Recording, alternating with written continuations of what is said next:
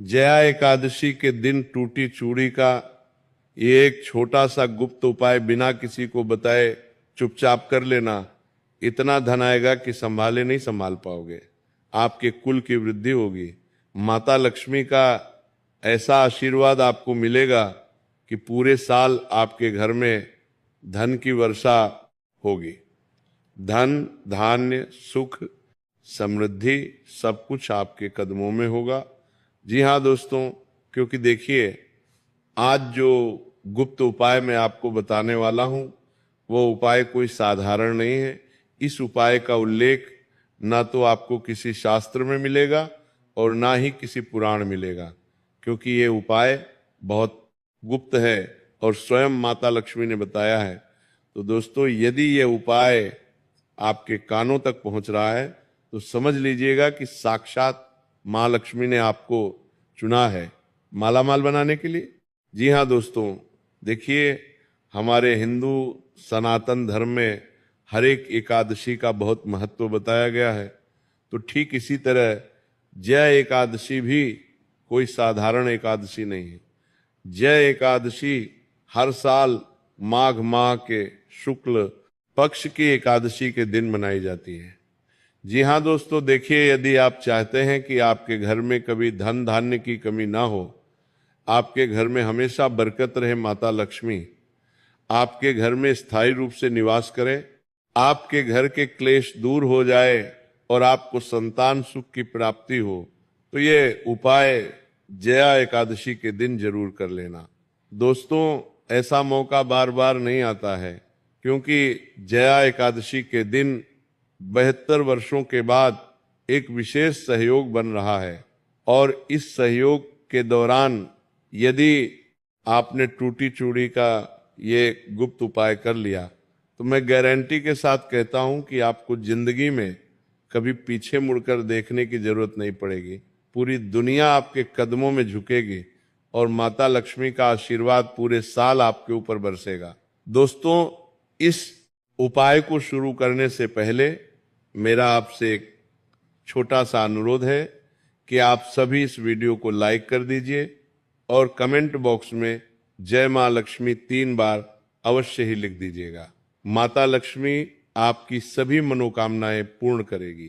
दोस्तों देखिए, आज जो उपाय मैं आपको बताने वाला हूं, इस उपाय को सुनने के बाद आप कभी भी अपनी टूटी हुई चूड़ी को फेंकने की गलती नहीं करेंगे, क्योंकि देखिए चूड़ी कोई साधारण श्रृंगार नहीं है।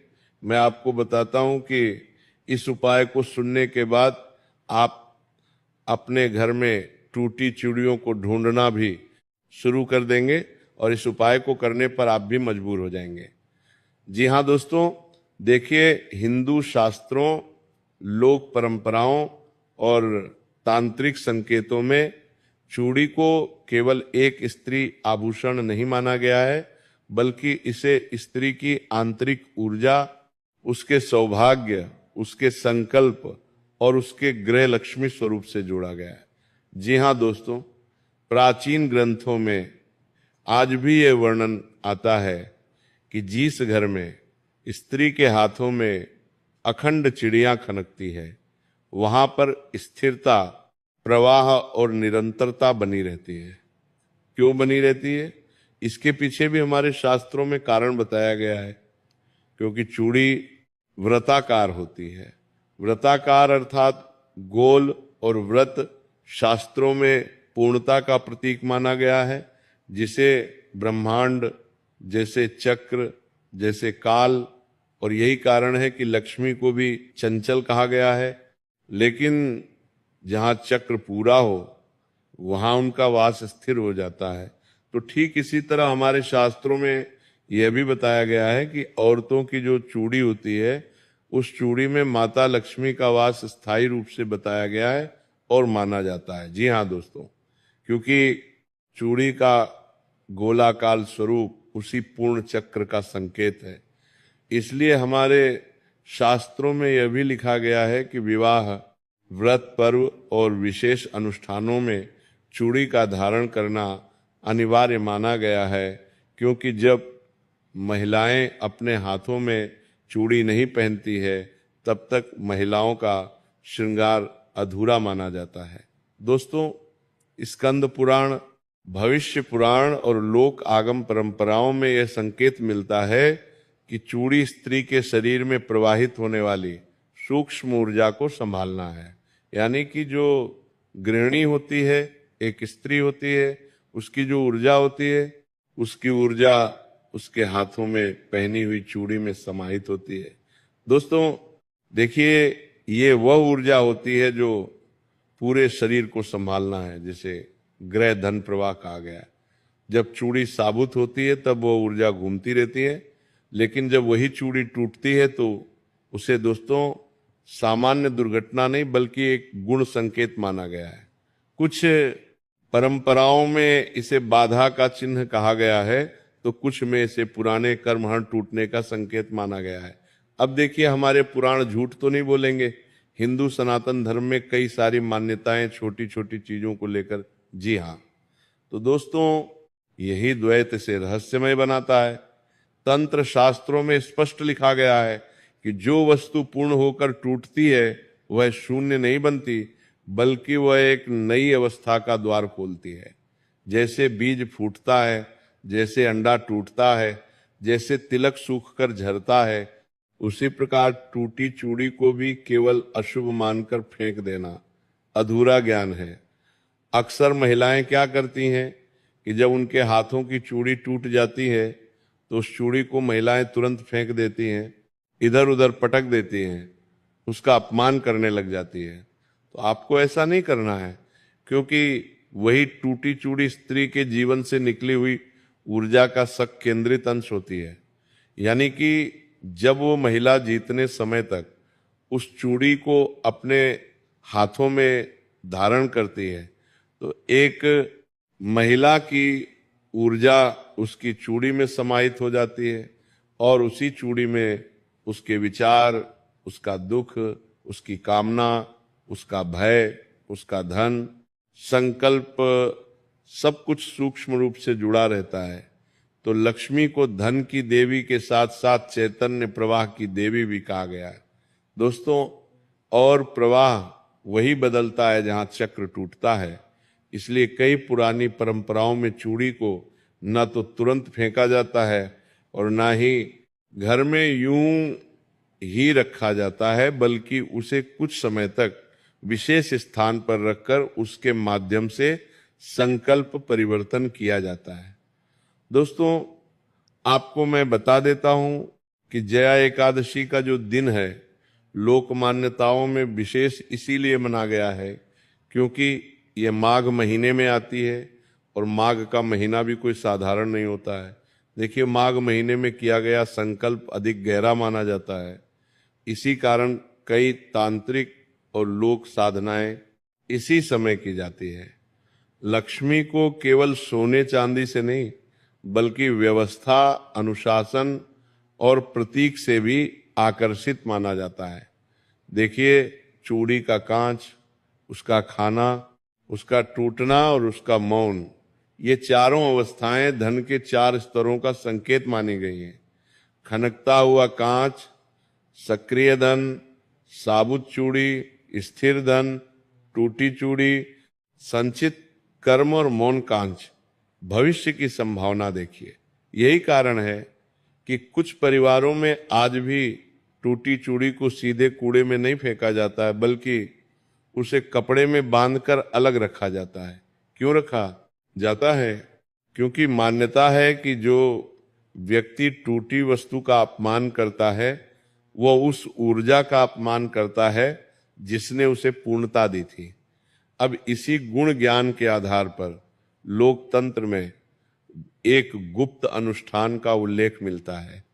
दोस्तों, अपने कान खोलकर सुन लेना, क्योंकि जो उपाय अब मैं आपको बताने वाला हूं वो उपाय साधारण नहीं होगा और उसी उपाय की शुरुआत होने वाली है।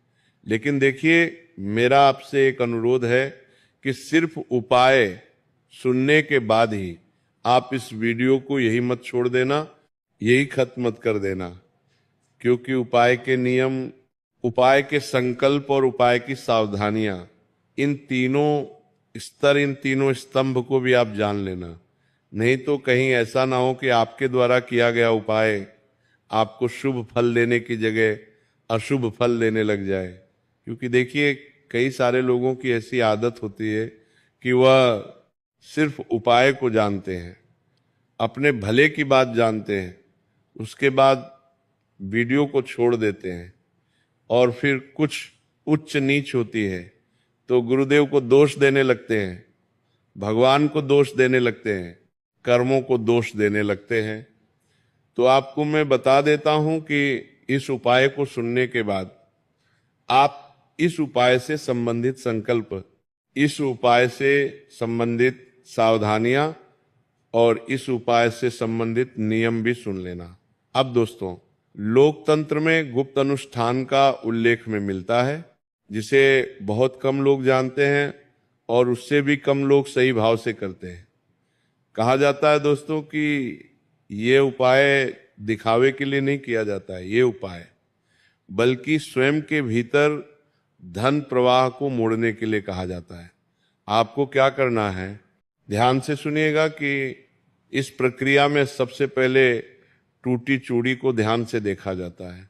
उसे दोष नहीं दिया जाता है, बल्कि यह स्वीकार किया जाता है कि जीवन का एक चक्र पूरा होकर टूटा है। अब देखिए, वह जो चूड़ी टूटी, अब कोई भी औरत उसे जानबूझकर तो नहीं तोड़ेगी। जैसे औरतों की चूड़ी किस कारण से टूटती है, औरतें कुछ काम कर रही होती है तो काम करते करते टूट जाती है। कोई बच्चा होता है तो अक्सर बच्चों को संभालने के चक्कर में औरतों की चूड़ी टूट जाती है। तो आपको क्या करना है कि देखिए, टूटी हुई चूड़ी को ध्यान से देखना है, उसे दोष नहीं देना है, बल्कि स्वीकार करना है कि जीवन का एक चक्र पूरा हो चुका है। फिर उस चूड़ी के टुकड़े को स्वच्छ जल से धोया जाता है, यानी कि साफ सुथरा पानी आपको लेना है और टूटी चूड़ी को धोना है, क्योंकि जल को लक्ष्मी का प्रथम आवरण माना गया है। अब इतना करने के बाद उस टूटी चूड़ी के टुकड़े को उसे लाल या पीले कपड़े में रखा जाता है।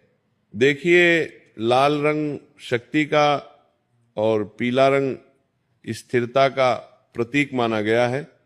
हमारे शास्त्रों में फिर उस कपड़े को कुछ समय के लिए घर के उस स्थान पर रखा जाता है जहां धन से जुड़ी गतिविधियां होती है। जी हाँ दोस्तों, आपको ध्यान रखना है कि आप अपने घर में धन को किस जगह पर रखते हैं। तो टूटी हुई चूड़ी को स्वच्छ जल से धोकर लाल या पीले कपड़े में बांधकर देखिए आपको कहाँ रखना है, मैं आपको बताता हूं।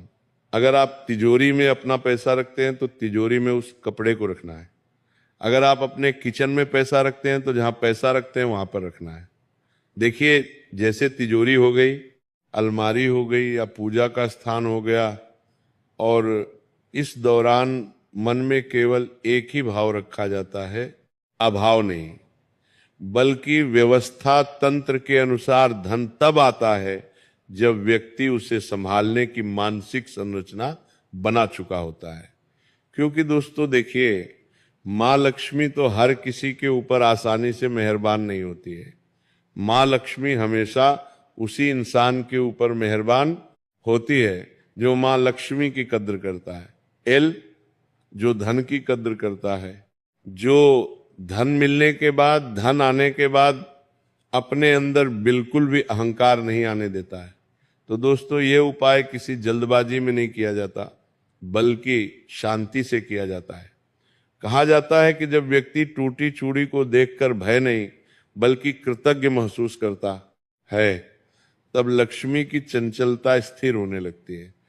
कुछ महिलाएं, कुछ लोग ऐसे होते हैं कि टूटी चूड़ी देखते ही घबरा जाते हैं, अशुभ घटना का संकेत मान लेते हैं। लेकिन मैंने आपको बताया है कि टूटी चूड़ी अशुभ घटना का संकेत नहीं है, बल्कि शुभ घटना का संकेत है। देखिए दोस्तों, इस पूरी प्रक्रिया का उद्देश्य बाहरी धन से पहले भीतर के धन भय को तोड़ना होता है। जी हाँ, देखिए, स्पष्ट बताया गया है हमारे शास्त्रों में कि लक्ष्मी उस घर में नहीं टिकती जहां धन को लेकर डर हो, कुछ लोगों को डर रहता है कि अगर मेरे पास अधिक मात्रा में धन आ गया तो मैं उस धन का क्या करूंगा। कुछ लोगों को इनकार आ जाता है कि अरे मेरे पास तो बहुत पैसा है, अब मैं जो चाहे वो कर सकता हूं। तो आपको ऐसा नहीं करना है। मैं आपको बता देता हूं कि उपाय के अंतिम चरण में जो बहुगुप्त माना गया है, उस चूड़ी को पृथ्वी को सौंप दिया जाता है, लेकिन ऐसे नहीं फेंक दिया जाए, बल्कि उसे मिट्टी में इस भाव से रखा जाता है कि जो टूटा है अब वो नए रूप में जन्म लेगा। जी हाँ दोस्तों, जैसे बीज, और यही वो क्षण माना जाता है जहां ऊर्जा, संचित ऊर्जा दिशा बदलती है। लोक मान्यताओं में कहा जाता है कि इसके बाद व्यक्ति के जीवन में धन को लेकर घटनाएं बदलने लगती है, कभी अवसर के रूप में, कभी जिम्मेदारी के रूप में, कभी ऐसे मार्ग से जहां उसने कल्पना भी नहीं की होती। तो ये सब चमत्कार की तरह दिखता है, लेकिन तंत्र इसे ऊर्जा के पूर्ण संयोजन का परिणाम मानता है। और यही कारण है कि इस उपाय को दिखावे से दूर चुपचाप और पूर्ण विश्वास के साथ करने की परंपरा रही है, और यही इसका सबसे बड़ा रहस्य है। अब दोस्तों देखिए, उपाय तो मैंने आपको बता दिया है, लेकिन इस उपाय से संबंधित नियम की बात अब मैं करने वाला हूं, संकल्प की बात अब मैं करने वाला हूं, और सावधानियां की बात अब मैं करने वाला हूं। तीनों स्तंभ है। देखिए, मैंने आपको सिर्फ सबसे पहला स्तंभ बताया है, उपाय, लेकिन हर उपाय के 4 स्तंभ होते हैं, क्रिया, नियम, संकल्प और सावधानियां। क्रिया बता दी है, अब बारी आती है नियमों की। देखिए दोस्तों, का सबसे पहला नियम सबसे खास और सबसे महत्वपूर्ण है कि यह उपाय किसी को दिखाने, किसी को सुनाने या प्रमाणित करने के लिए नहीं किया जाता है। तंत्र और लोक शास्त्रों में स्पष्ट कहा गया है कि जो साधना प्रचार के लिए की जाए वह प्रभाव को खो देती है। टूटी चूड़ी से जुड़ा यह उपाय भी केवल स्वयं के भीतर परिवर्तन के लिए है। दूसरा नियम यह है कि उपाय आप जब भी करें तो उस दिन अपना मन पूर्ण रूप से शांत हो, क्रोध भाई। तीसरा, ये हताशा की अवस्था में किया गया कोई भी अनुष्ठान उल्टा प्रभाव देता है, इसलिए आपको अपने मन को बिल्कुल शांत रखना है। अपने मन में बिल्कुल नकारात्मकता नहीं आने देनी है। इस उपाय को करते वक्त मन में शंका बिल्कुल भी आपको नहीं रखना है, क्योंकि दोस्तों देखिए, अगर उस समय व्यक्ति अपनी ही नकारात्मक ऊर्जा को सक्रिय कर देता है तो यह तो अनुष्ठान का उल्टा प्रभाव आपको दिखेगा ही दिखेगा। तीसरा नियम यह है कि उपाय के दिन किसी से उधार लिया हुआ धन, वस्तु या वचन अपने पास ना रखें। माना जाता है कि उधार की ऊर्जा संकल्प को कमजोर करती है। चौथा नियम यह है कि टूटी चूड़ी किसी और की नहीं, बल्कि उस स्त्री की हो जिसने उसे पहना हो। परंपराओं में कहा गया है कि ऊर्जा व्यक्तिगत होती है, उधार की ऊर्जा पर किया गया संकल्प फलित नहीं होता। तो देखिए, ये उपाय केवल वही महिलाएं करें जिस महिला की चूड़ी टूटी हुई है। ऐसा नहीं है कि आपकी चूड़ी टूटी और आपने किसी अन्य स्त्री को दे दिया, अन्य पुरुष को दे दी, नहीं, ऐसा बिल्कुल भी नहीं करना है। पांचवा नियम यह है कि उपाय से पहले घर की सफाई केवल बाहरी ही नहीं बल्कि भीतरी अवस्था भी हो। टूटे, बेकार और अनुपयोगी सामान को अलग कर देना आवश्यक माना गया है, क्योंकि लक्ष्मी को अव्यवस्था से विमुख बताया गया है। लेकिन संकल्प इस उपाय की आत्मा है। बिना संकल्प के किया गया उपाय केवल क्रिया बनकर रह जाता है। तो संकल्प करते समय दोस्तों ये अत्यंत आवश्यक है कि मन में धन की भूख नहीं हो, बल्कि धन की व्यवस्था का अभाव हो, कि अगर मुझे पैसा मिल गया तो मैं उन पैसों की व्यवस्था कैसे करूंगा, उन पैसों की देखभाल कैसे करूंगा। शास्त्रों में कहा गया है कि जो धन को पकड़ने के लिए दौड़ता है, धन उससे दूर भागता है। जो स्वयं को धन के योग्य बनाता है, धन उसके पीछे चलता है, तो संकल्प लेते समय व्यक्ति को यह स्वीकार करना होता है कि अब तक जीवन में जो आर्थिक संतुलन रहा उसके लिए केवल परिस्थितियां नहीं बल्कि स्वयं के निर्णय भी जिम्मेदार रहे। संकल्प में यह वाक्य मन ही मन स्पष्ट होना चाहिए कि मैं धन को साधन मानता हूं, अहंकार नहीं सेवा का माध्यम मानता हूं, भय का कारण नहीं तो संकल्प लेते। समय किसी विशेष राशि, तारीख या परिणाम को तय नहीं किया जाता, क्योंकि परिणाम तय करना ईश्वर या प्रकृति के काम में हस्तक्षेप माना गया है। तो यही संकल्प वो होता है जिसमें व्यक्ति स्वयं को बदलने की घोषणा करता है, जो ना कि संसार को आदेश देता है। तो इसी कारण कहा गया है कि ये उपाय वही लोग करें जो भीतर से तैयार हो। केवल सुन्नी सुनाई बातों से प्रेरित होकर किया गया संकल्प खोखला माना गया है। इस उपाय के बाद सबसे बड़ी सावधानी यह है कि ये व्यक्ति से धन से जुड़ी शिकायतों से बचे। देखिए, बार बार ये कहना कि मेरे पास पैसे नहीं है, मेरे साथ ही ऐसा क्यों होता है, मेरी तो किस्मत ही खराब है, भगवान ना जाने मुझे ऐसे दिन क्यों दिखा रहे हैं, इस तरह के वाक्यों से आपको दूर रहना है, क्योंकि शास्त्रों में इसे धन निरोधक वाक्य कहा गया है। उपाय के बाद कम से कम कुछ समय तक ऐसे शब्दों से दूरी रखना आवश्यक माना गया है, क्योंकि ऐसे शब्द आपको उपायों के फल को फलीभूत नहीं होने देंगे। दूसरी सावधानी यह है कि ये उपाय के बाद अचानक आए अवसरों को छोटा या महत्वहीन ना समझे। लोक मान्यता है कि धन हमेशा सीधे रूप में नहीं आता, कई बार वह पहले जिम्मेदारी, काम या अवसर के रूप में आता है। तीसरी सावधानी यह है कि उपाय के बाद किसी भी प्रकार के जुए, लालच, शॉर्टकट या अनैतिक मार्ग से धन कमाने के विचार से दूर रहे। ऐसा करना उस ऊर्जा का अपमान माना गया है जिसे साधा गया है। चौथी सावधानी यह है कि उपाय के बाद कम से कम कुछ समय तक किसी का अपमान, विशेषकर स्त्रियों का अपमान तो ना ही करें, क्योंकि चूड़ी स्त्री ऊर्जा का प्रतीक है।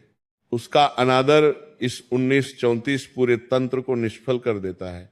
लोक परंपराओं में कहा गया है कि उपाय के बाद कुछ समय तक अत्यधिक नशा, अत्यधिक आलस्य, अनियमित जीवन से दूरी बनानी चाहिए, क्योंकि ये सब चीजें आपके जीवन में नकारात्मकता को दोस्तों आमंत्रित करती है, बल्कि इतना कि शरीर और मन एक ही दिशा में चले लेकिन तपस्वी बन जाए। सुबह उठने का समय, भोजन का समय और सोने का समय बहुत अधिक व्यस्त ना हो। यह भी माना गया है कि उपाय के बाद यदि व्यक्ति अपने पहनावे, भाषा और व्यवहार में थोड़ा सा भी अनुशासन लाता है तो संकल्प जल्दी स्थिर होता है। टूटी चूड़ी का उपाय अवस्था से व्यवस्था की यात्रा का प्रतीक है, इसीलिए उपाय के बाद जीवन में व्यवस्था लाना उसका स्वाभाविक विस्तार माना गया है। अब इस उपाय से जुड़ी सबसे गुप्त सावधानी यह है कि इसके बारे में बार बार सोचना नहीं चाहिए। जिस बीज को बार बार खोद कर देखा जाए वो अंकुरित नहीं होता। उपाय करने के बाद उसे मन से छोड़ देना ही उसकी पूर्णता है। जो व्यक्ति हर दिन ये देखने लगे कि अब क्या हुआ, अब कितना बदला, वह स्वयं ही प्रक्रिया को बाधित कर देता है। देखिए, विश्वास का अर्थ प्रतीक्षा नहीं बल्कि समर्पण है। यही कारण है कि पुराने समय में ऐसे उपायों के बाद साधक को सामान्य जीवन जीने की सलाह दी जाती थी। तो अब हम आप सभी को बता देता हूं कि दोस्तों, इस उपाय की समाप्ति यहीं पर होती है। अगर आप सभी को ये उपाय पसंद आया हो तो आप सभी इस उपाय को लाइक कर दीजिएगा। कमेंट बॉक्स में हमें इस उपाय को करने के बाद आपके जीवन में होने वाले परिवर्तन के बारे में अवश्य बताना। मिलते हैं आपके साथ दूसरी वीडियो में। तब तक के लिए राधे राधे। और आपने हमारे चैनल को सब्सक्राइब नहीं किया है तो चैनल को सब्सक्राइब अवश्य कर दें।